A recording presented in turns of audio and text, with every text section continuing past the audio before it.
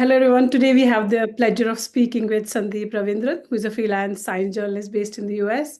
Sandeep, thank you so much for making time for this interview despite the time difference. I really appreciate it.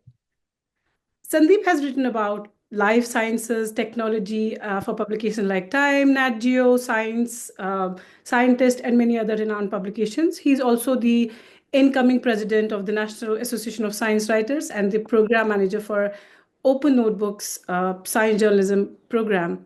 Sandeep is also a lecturer at John Hopkins MA in Science program. So, Sandeep, we'd like to start this interview by asking you what motivated you to transition from academia, specifically microbiology and immunology, to science journalism? Yeah, so I was always interested in both writing and science. I just didn't realize for a long time that there was such a thing as science writing as a career. So when I was finishing up my undergraduate studies in biology, I was thinking, oh, I have to either, pursue like a creative writing degree or do a PhD in science and at that time, I wasn't done with science yet, so I continued on the PhD track, doing microbiology and immunology. But I always missed writing, and at some point towards the end of my PhD, I attended a talk by a science writer, and it was the first time it occurred to me that, oh, this is a potential career for me because I mean, I like science, I like writing, I should do science writing. So ever since, that's what I've been doing. Sandeep, what strategies do you use when interviewing scientists to ensure that you capture their work accurately and engagingly? So the first thing, of course, is to do my homework. So I read up on their research. I read sort of their scientific papers. So I make sure I really know their stuff. But the other thing, which especially from somebody coming from a science background, which I have to remind myself, and I often made this mistake when I was starting out in the field, is to think of my audience first. So if I'm writing for a general audience, I need to be able to ask questions and get answers to address that general audience, right? Not, sort of technical questions of, some sort of minute detail about their paper. So that's the other thing that I always try to keep in mind is sort of asking, don't be afraid to ask a question because you think it's, too simple or too easy, like just ask it anyway. You never know, like, you might get a really fascinating answer from that. And also, how do we build rapport with the editors if we are working afar? Yeah, that's a great question. So I think, it takes time, and one of the things is to try to sort of get to know editors informally, sort of networking, I guess, in whatever way you can, right? So if you attend, sort of, it could be through conferences, especially these days, there's a lot of online sort of webinars and conferences. The Science Journalism Forum, the National Association of Science Writers has some online virtual events.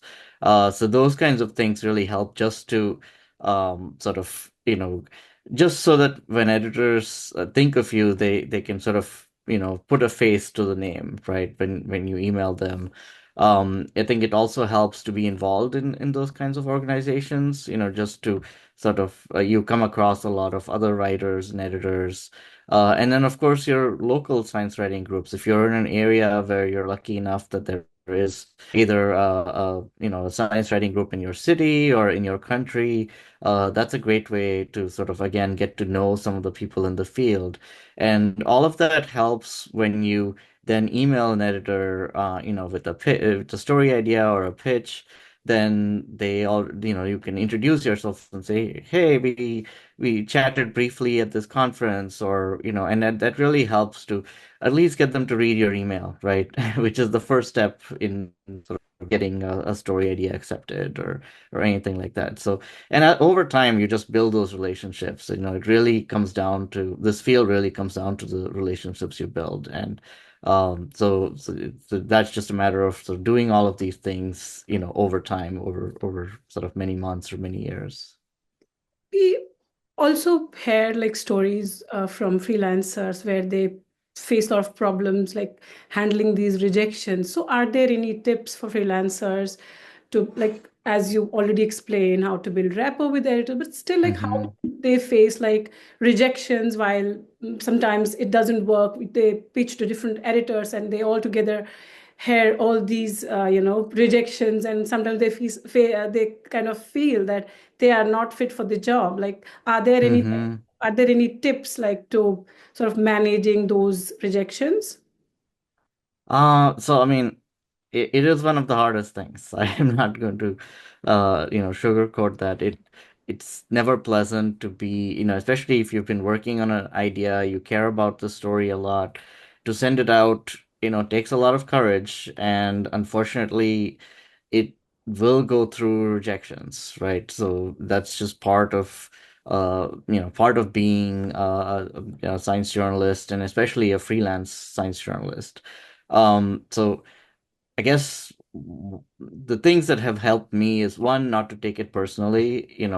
There could be any number of reasons why a story might not be a good fit for that publication or that editor at that specific time. A lot of the time, it has nothing to do with how good the story idea is. It's just the timing. Maybe you pitched a story idea about, whatever, like deforestation, and they already have an idea on deforestation. And so, the editor isn't going to necessarily tell you that, but there could be a good reason why they just don't, that pitch just didn't work for them at that particular time. So one thing I do is just not take it personally, and over time you kind of get used to it.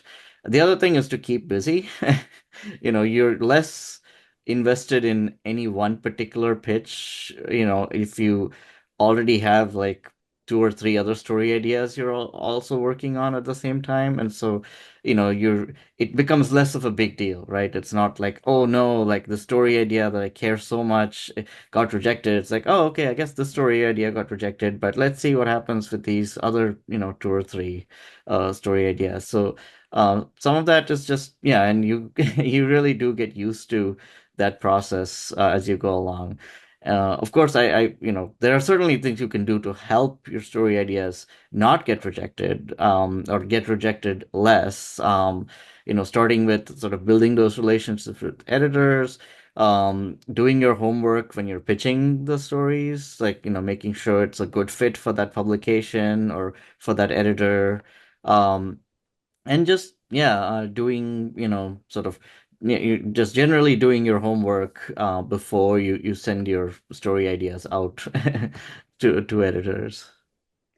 Sandeep, are there any techniques you use to make complex data understandable for a general audience? Like, how do you decide like which data points or trends to highlight in your stories? I think, some of it is just you sort of get to know from experience.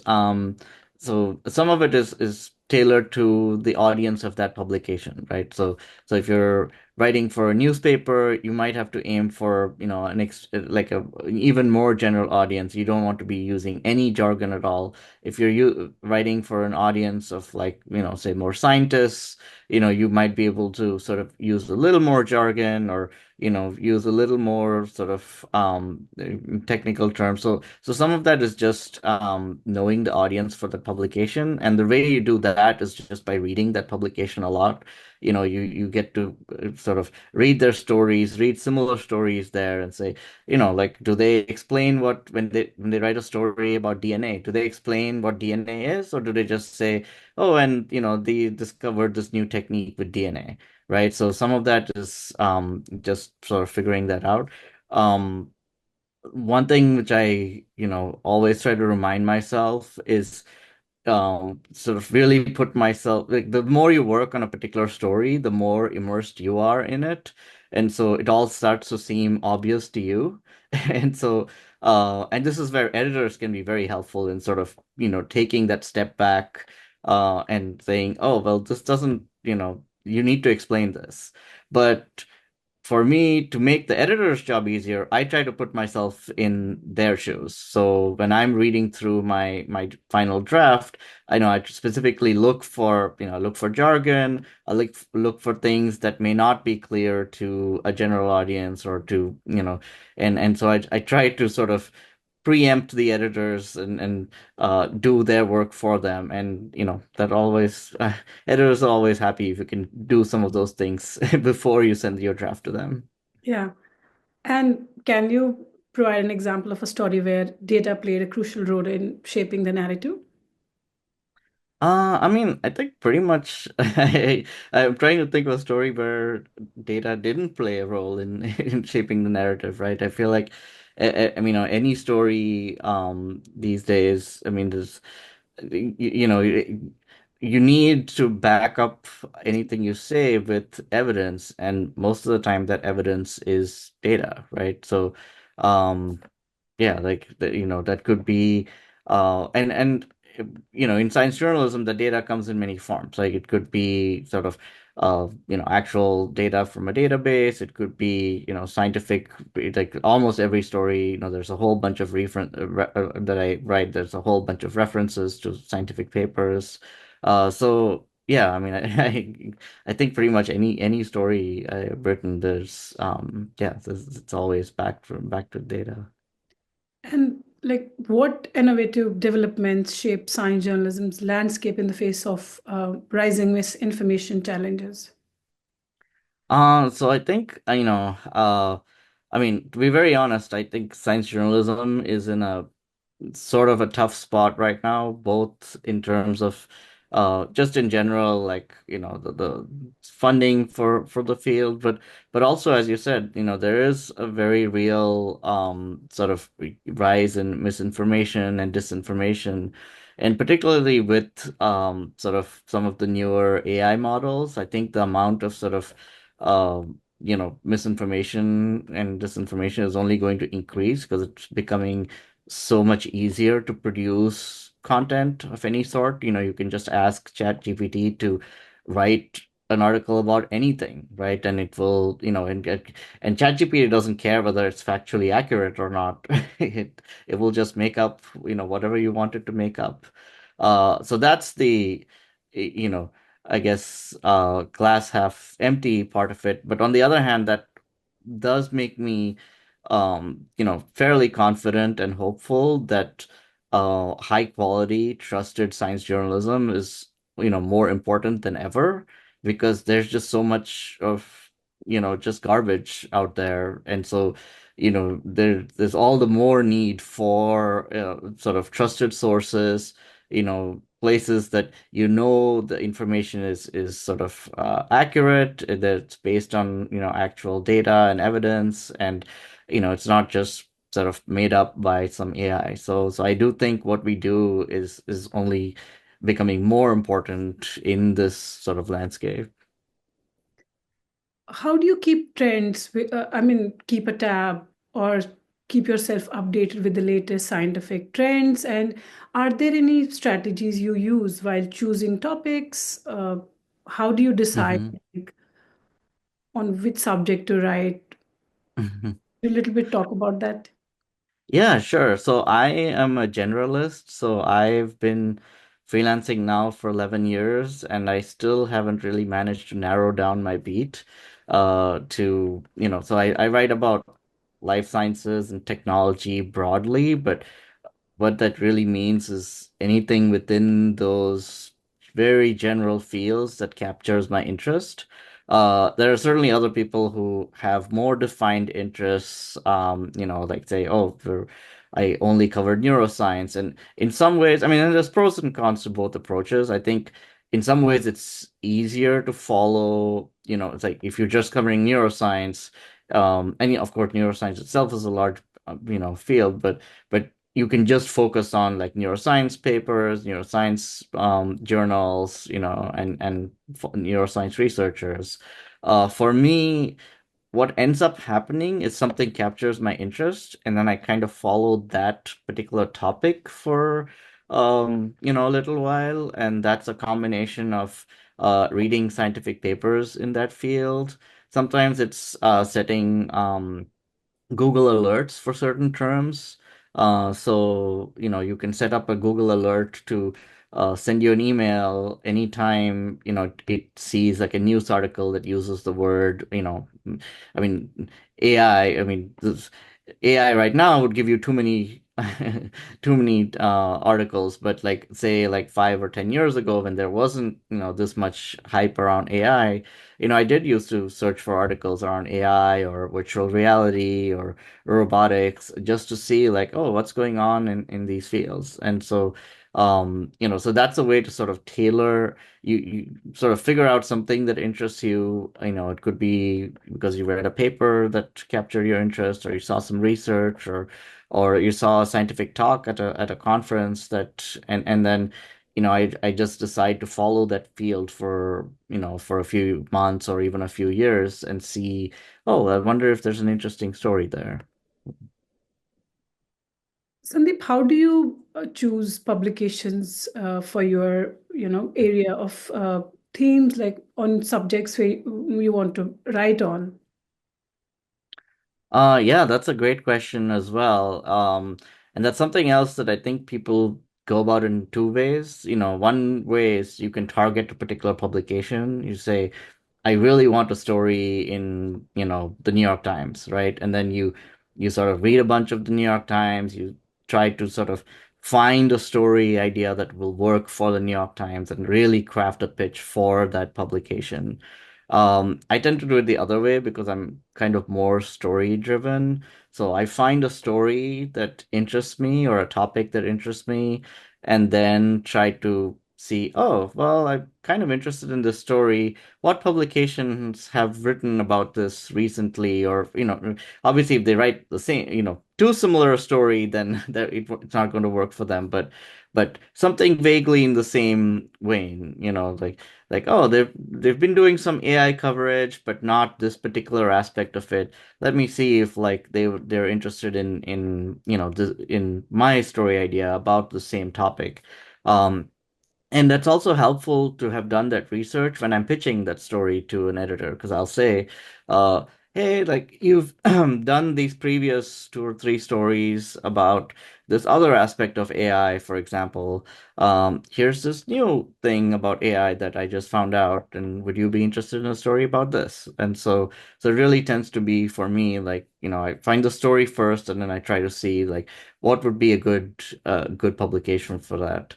And that also means figuring out what angle of that you want to, you highlight, right? Like now you could be the same AI story, and if you write it for Wired, you'll focus a lot more on sort of the tech and the culture around it and the engineering, versus the same thing for, like a different publication might be more focused on the basic research, underlying it. So that also there you also sort of get to decide like what aspect interests you, and then based on that decide what which publication to aim for. What is that one takeaway you hope our viewers will gain from your work? I think, for me personally, the thing I believe very strongly is that stories are everywhere, and all of us, each and every one of us has unique stories. So never get discouraged that, oh, like, every like everything has been written already and I'm competing with all these other people, and how will my pitches ever get accepted? You know, only you can tell the story that are able to. So because each of us is has our own ideas and experiences, and I found that to be really true. So just because there's a million stories about AI, what is that one specific thing that only you can tell about AI, right? Like, there's based on your experiences, based on sort of your networks, based on your interests. You might have a totally different angle on something just based on like, oh, this is what interests me about this, and nobody else seems to be covering this. And so that would be my advice and takeaway is just, you know, follow your interests, and you each have, each of us has a unique story to tell, and so I hope, each of us gets the opportunity to do so. Thank you so much, Sandeep, for sharing your journey and experience with us today. I really appreciate your time and all the best for your, all the incredible work that you're doing. We really look up to your work. Oh, thank you so much. No, it was an absolute pleasure to be here, and I hope, anything I've said will be helpful to your viewers. Thank you so much. Take care. Bye-bye. Bye. Bye.